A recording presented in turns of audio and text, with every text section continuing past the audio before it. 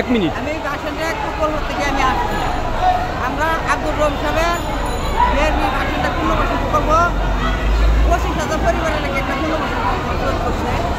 এই বাসিন্দা প্রকল্পটা তৈরি করার লেগে রহিম সাহেব অনেক কষ্ট করে খারাপ রাখছে। এগুলো সরকারে কোনো রেনা জানা নাই, সরকারের কোনো টাকা নাই। এরকম একটা প্রকল্প কোনো সরকারে বাংলাদেশে কোনো সরকারে করে নেয়। একটা শহীদ পরিবার সন্তান আমরা একটা কথা হচ্ছে কি সরকারের কাছে যে আমরা শেখ হাসিনা থাকতে থেকে আমরা আন্দোলন করতেছি। আজকে মেয়েরা এই বিদেশি মার্কেটে টাকা লেগে আজকে মেয়েরা আমরা পুস্তা লাগাইছি, গলার মধ্যে রশিদে ফাঁসিটা কার্য করছি। এই শেখ হাসিনা থাকতে আমার কিছুই করতে পারে নাই এই শেখ হাসিনা। মুখ্যমন্ত্রীর গলার মধ্যে রশি লাগাইয়া এই গাছ কালামে পুস্তা ছাপাইয়া আমরা সম্মিলন করছি। আমার কোনোদিন কোনো আওয়ামী লীগের দালালে কোনো আমার একটা ক্ষয়ক্ষতি করতে পারে নাই।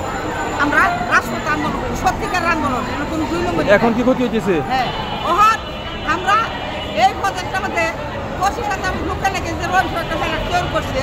এই যখন আমরা আন্দোলন করতেছি এই প্রজেক্টটা কর থুবুক করে রয়েছে শেখ হাসিনা।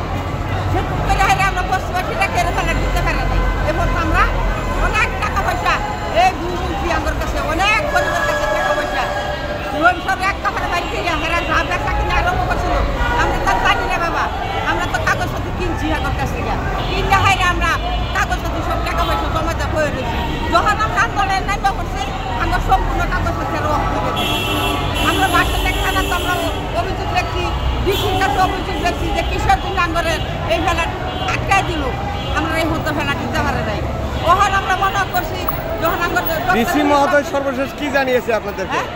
ডিসি মহোদয় কি আশ্বস্ত করেছে আপনাদেরকে? ডিসি মহোদয় আশ্বস্ত করছে যে বাবা তোমরা গরিব মানুষ, তোমরা ভুল করে টাকা পয়সা দিচ্ছ, আমাদের এই কাজটা এটা পুরোপুরি বন্ধ করে দিছে। তোমরা যদি নিতে চাও তাহলে তোমরা আন্দোলনের মারফতে তোমরা নিতে পারবা, এর আগে তোমরা নিতে পারবো না। এই আমরা আন্দোলনের মারফতে আমরা চলে আসছি। তখন আজকে 9 দিন ধরে আমরা ফেস কালামে হয়ে রয়েছি, বাড়িঘর খেলায় দিয়া আমরা রাজপথে হয়ে রয়েছি।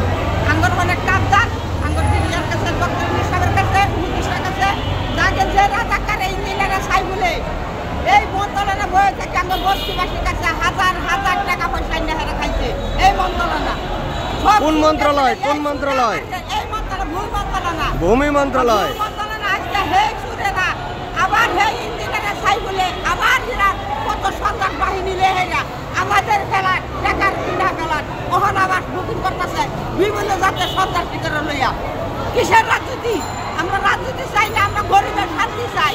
সারাদিন আমরা রাজপথে ঘুরে আসি, রাত্রির আমরা ঘুমাই গেছে শান্তিতে। আমরা কোনো আন্দোলনে যাইতে চাই না, কোনো দুর্নীতি যাইতে চাই না। আজকে কে তারা বাংলাদেশ সরকার কে বানা? আজকে বস্তিবাসীরা তো বুঝতে সরকার বানা, বড় লোকের বুঝতে সরকার বানা না। এরা গ্যাসির তলে বয়ে খায়, এরা ভোট দিবে রাখবে না। গরিবেরাই সকালে রাইতে এরা ভোট দেয়। আমরা এই আসারে ডক্টর সাহেবের কাছে আইছি, আমরা বস্তিবাসী, আমরা ক্ষতিগ্রস্ত, এত বছর ধরে আমরা কষ্ট